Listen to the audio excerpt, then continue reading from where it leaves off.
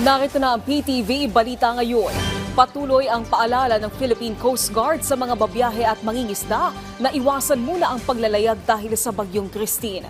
Sa report ng Radyo Pilipinas, nasa 120 ang stranded sa Lucena Port. Patungo sana sa Marinduque, Masbate at Romblon ang mga babiyahe pero sinuspindi ang biyahe. Hindi rin muna pinatawid sa kalapit na probinsya ang nasa 33 sasakyan. Biyahe po sa Romblon ay suspindido na dahil po may signal number 1 at ginagawa po natin ito para ma-ensure po ang kaligtasan ng mga barko at ng mga pasahero po natin. Sa mga mangingisda naman po natin, sila po ay hindi rin po pinapayuhan na pumalaot sapagkat dahil po sa dala ng bagyo ay naapektuhan po nito ang kalagayan ng mga karagatan natin. Naglabas ng lahar advisory ang PHIVOLCS sa Bulkang Mayon sa gitna ng banta ng bagyong Christine. Ayon sa PHIVOLCS, pinangangambahan ang posibleng lahar flow mula sa bulkan kasabay ng mga pag-uulan.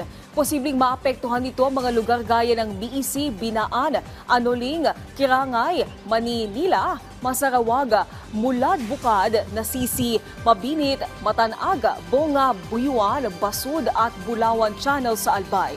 Sa ngayon nakataas ang signal number 1 sa lalawigan ng Albay.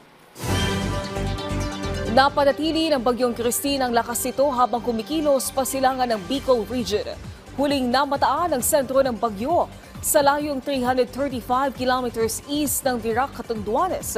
Taglay nito ang lakas ng hangin aabot sa 65 kilometers per hour at pagbugsong aabot sa 80 kilometers per hour. Dahil dito, nakataas pa rin ang signal number 1 sa Ilocos Norte, Ilocos Sur, La Union, Pangasinan, Apayao, Kalinga, Abra Mountain Province, Ifugao, Benguet, Cagayan, Babuyan Islands, Isabela, Quirino, Nueva Vizcaya, Aurora, Nueva Ecija, Tarlac, Zambales, Bataan, Pampanga, Bulacan, Metro Manila, Cavite, Laguna, Batangas, Rizal, Quezon, including ang Polillo Islands, Masbate, Marinduque, Romblon at Camarines Norte, Camarines Sur, Albay at Sorsogon. Samantala nakataas naman ang signal number 2 sa lalawigan ng Catanduanes.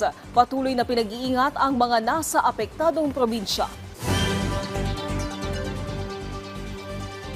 At yan ang mga balita sa oras na ito. Para sa iba pang update, i-follow at i-like kami sa aming social media sites at PTVPH. Ako po si Naomi Tiburcio para sa Pambansang TV sa Bagong Pilipinas.